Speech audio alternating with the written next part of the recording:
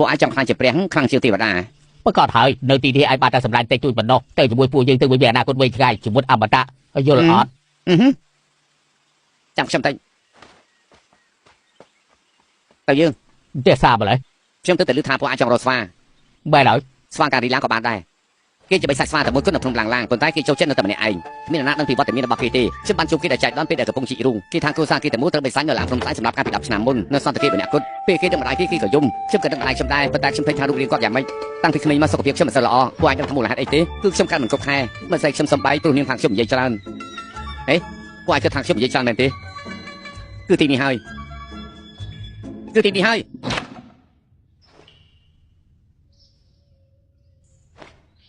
ឆាប់ចេញមកđểចាំខ្ញុំទេទេវតាហងគេអៀនខ្លាំងណាស់